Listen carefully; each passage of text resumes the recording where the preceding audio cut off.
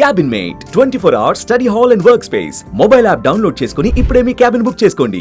Operation సింధూర్కు సంబంధించి భారత ప్రభుత్వం భారత సైనిక బలగాల అధికారిక ప్రకటన చూసాం. అయితే పాకిస్తాన్లో అంతర్గతంగా పరిస్థితులు ఎలా ఉన్నాయి, అక్కడ జరిగినటువంటి విధ్వంసానికి సంబంధించి వన్ సైడ్ వర్షనే మనం చూస్తున్నామా, అలానే ప్రపంచ దేశాలకి ఈ రెండో వర్షన్ అందిందా లేదా అనే సందేహాలకి కొన్ని సమాధానాలు ఇచ్చేటువంటి ప్రయత్నాలు ఇప్పుడు మనం చేద్దాం. ఎందుకంటే అంతర్జాతీయ మీడియా నుంచి వస్తున్నటువంటి రిపోర్ట్స్, పాకిస్తాన్ ఇంటర్నల్ సోషల్ మీడియాలో వైరల్ అవుతున్నటువంటి దృశ్యాలు, భారత్ జరిపినటువంటి దాడి ఎంత భీతావహక స్థితిని పాకిస్తాన్లో సృష్టిస్తుందో దానికి ప్రతిరూపంగా నిలుస్తున్నాయి. ఇప్పుడిప్పుడే ఇవన్నీ ఒక్కొక్కటిగా వెలుగు చూస్తున్నాయి. మొదటి రోజు క్షిపణి దాడులు చేసినటువంటి క్రమంలో, అంటే ఎప్పుడైతే కవ్వింపు చర్యలు కంటిన్యూస్గా జమ్మూ కాశ్మీర్ సరిహద్దుల్లో పాకిస్తాన్ చేస్తూనే ఉంది, రెండవ రోజు ఎప్పుడైతే పంజాబ్లో కూడా ఈ ఉద్రిక్త పరిస్థితులు కొనసాగేటువంటి స్థితికి చేరడము, పాకిస్తాన్ అటువైపు నుంచి కాల్పులకు తెగబడడంతో భారత రిటాలియేషన్లో భాగంగా కొన్ని సరిహద్దు ప్రాంతాల్లో యుద్ధం చేసింది. ఆ తర్వాత తీవ్రవాద శిబిరాలని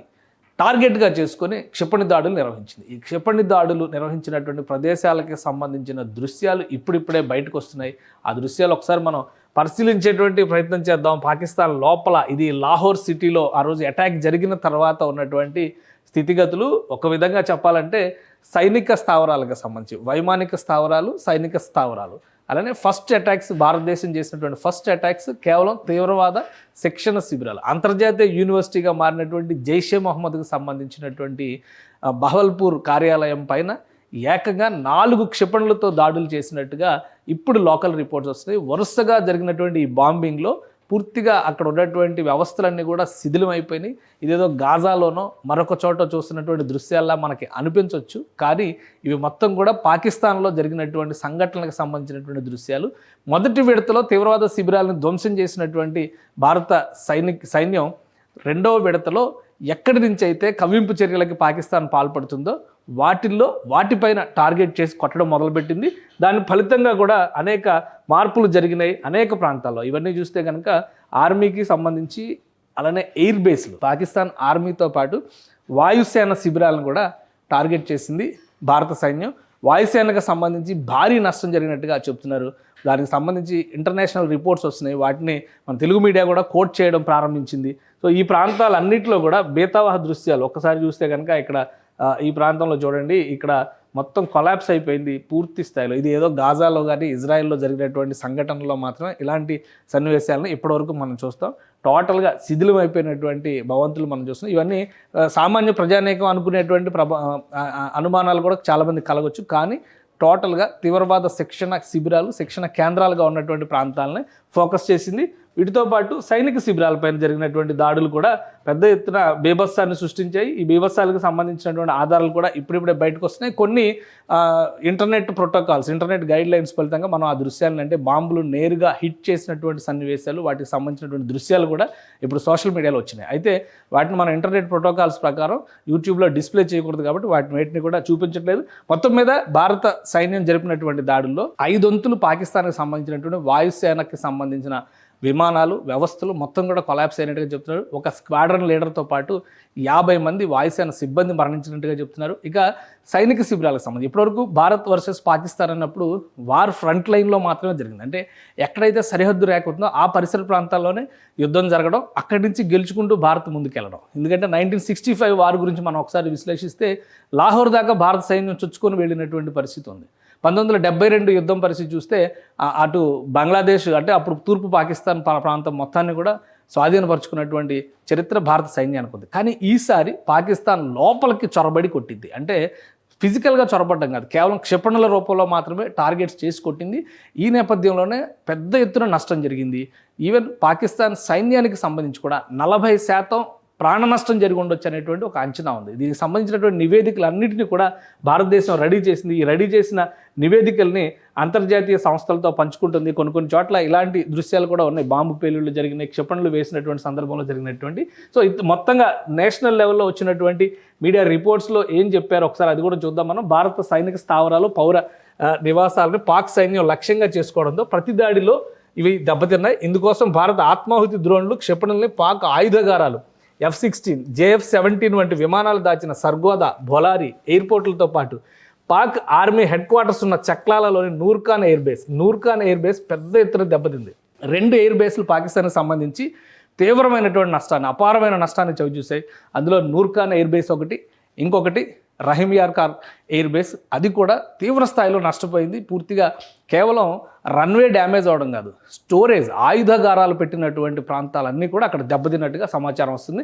సో ఈ దాడుల్లో మొత్తం 50 మంది చనిపోయి ఉంటారని అంచనా వేస్తున్నారు. ఇవి భారత సైన్యం ఇస్తున్నటువంటి నివేదికలు. అలానే సింధ్ రాష్ట్రంలో జరిగినటువంటి జొమ్సారో జిల్లాలో బొలారి ఎయిర్ బేస్లో స్క్వాడ్రన్ లీడర్ ఉస్మాన్ యూసఫ్ మరో 4 ఎయిర్మెన్లు ప్రాణాలు కోల్పోయారు. ఇక్కడ నిలిపి ఉంచిన పైలట్ జెట్లు కూడా దెబ్బతిన్నట్లు సమాచారం. అంటే ఇప్పుడు పాకిస్తాన్కి అసలు యుద్ధం చేయడానికి అక్కడ ఆయుధాలు కాదు, సైన్యాన్ని తీసుకెళ్లేటువంటి విమానాలు కూడా పనిచేయని పరిస్థితి వచ్చింది. అందుకే ఎందుకు సరెండర్ అవ్వాల్సిన పరిస్థితి వచ్చిందంటే ఇదే కారణం. ఇక్కడ నిలిపి ఉంచిన పలు ఫైటర్ జెట్లు దెబ్బతిన్నట్టుగా సమాచారం. ప్రతిదాడిలో భారత్ నూర్ఖాన్, రఫీకి, షర్కోట్, మురిద్, అలానే సుకోర్, సియాల్కోట్, పస్రూర్, చునియాన్, సర్గోదా, బొలారి, జొకాబాబాద్ ఈ ఎన్ని ప్రాంతాల్లో కూడా వరుసపెట్టి దాడులు చేసింది. అన్ని చోట్ల కూడా భారతదేశం టార్గెట్ చేసింది కేవలం సైనిక శిబిరాలని మాత్రమే అన్న విషయాన్ని మనం గమనంలో పెట్టుకోవాలి. వాయుసేన శిబిరాలు కావచ్చు, నార్మల్ ఆర్మీకి సంబంధించినటువంటి శిబిరాలు కావచ్చు. సో ఉపగ్రహ చిత్రాలు కూడా 2 రోజులుగా బయటకు వస్తున్నాయి. ఇవన్నీ కూడా ఇంటర్నేషనల్ డిప్లొమసీలో భాగంగా ఆయా దేశాలకి భారతదేశం ఇచ్చినటువంటి సమాచారం. ఆ సమాచారం ఆధారంగా చూస్తే పాక్ ఆర్మీకి 40% నష్టం జరిగి ఉండొచ్చు. అలానే వాయుసేనకు సంబంధించినటువంటి ఆస్తులు, వాయుసేన ఆస్తులు అంటే ప్రధానంగా ఫైటర్ జెట్లు లాంటివి ఉంటాయి, 5 వంతులు నష్టం జరిగినట్టుగా కూడా ఒక అంచనా వేస్తున్నారు. సో ఇవన్నీ కూడా జకోబాబాద్లో అయితే షాబాద్ బేస్ మొత్తం చాలా వరకు ధ్వంసమైనట్టుగా కనిపిస్తుంది. ఇక భారత పదాతి దళం జరిపిన దాడిలో నియంత్రణ రేఖ వద్ద పాక్ సైనిక స్థావరాలు, ఉగ్ర బంకర్లు నాశనమయ్యి పాక్ ఆర్మీ తమ కాల్పుల్లో దాదాపు 40 వరకు సైనికుల్ని కోల్పోయి ఉంటుందని చెప్పి అంచనా వేస్తున్నారు. అంటే 40 మంది సైనికులు ఇక్కడ చనిపోయారు, అక్కడ వాయుసేన దానికి సంబంధించి ఒక 50 మంది చనిపోయారు.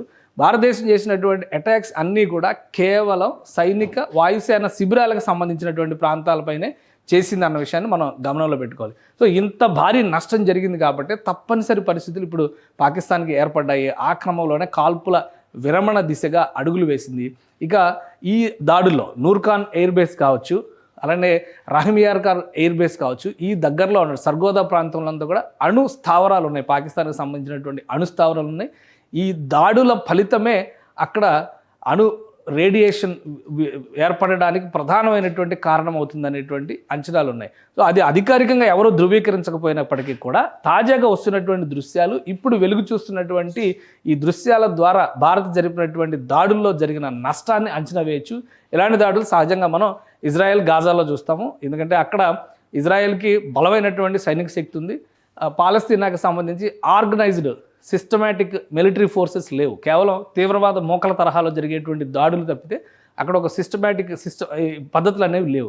కానీ భారతదేశం మొదటిసారిగా ఇప్పుడు సృష్టించినటువంటి బేభత్సం, భారతదేశంలో కూర్చునే టార్గెట్లని ఎంచుకుని పాకిస్తాన్ లోపల చొరబడి ఇప్పటివరకు జరిగినటువంటి ఏ యుద్ధంలో కూడా పాకిస్తాన్కి 150 కిలోమీటర్లు 180 కిలోమీటర్ల అవతల దాడులు చేసినటువంటి సందర్భాలు యుద్ధ చరిత్రలోనే లేవు స్వతంత్ర భారతదేశం ఏర్పడిన తర్వాత. కానీ మొదటిసారిగా ఆపరేషన్ సింధూర్లో భాగంగా 180 కిలోమీటర్ల దూరంలో ఉన్నటువంటి లక్ష్యాలను కూడా టోటల్గా 1 మీటర్ నొక్కితే చాలు లక్ష్యం అక్కడ విధ్వంసం అయ్యే విధంగా సూపర్సోనిక్ మిసైల్స్ని, మొదటిసారిగా సూపర్సోనిక్ మిసైల్స్ని ఉపయోగించింది. బ్రహ్మోస్ సృష్టించినటువంటి బేభత్సానికి పాకిస్తాన్ అల్లాడిపోయినటువంటి పరిస్థితిని మనం చూసాం.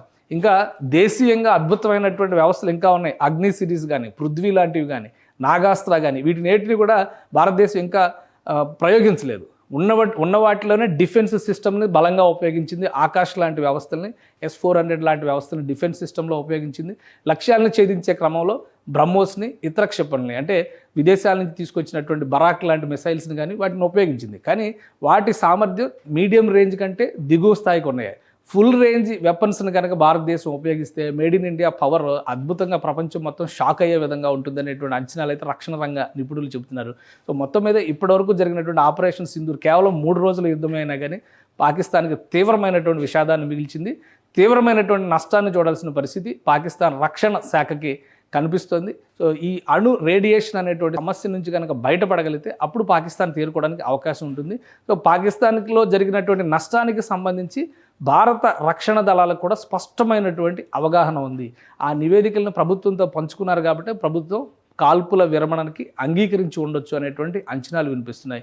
సో ఈ సమస్య నుంచి పాకిస్తాన్ బయటపడి భారతదేశంతో ద్వైపాక్షిక చర్చల ద్వారా సమస్య పరిష్కారానికి వస్తే సరే, లేదంటే మరో దఫా కనుక యుద్ధం అంటూ జరిగితే పాకిస్తాన్ రూపుమాపడం ఖాయం అనేటువంటి సంకేతాలు అయితే కనిపిస్తున్నాయి. సుమన్ టీవీలో మీ పర్సనల్ అండ్ బిజినెస్ ప్రమోషన్స్ కోసం కింది నెంబర్కి కాంటాక్ట్ చేయండి.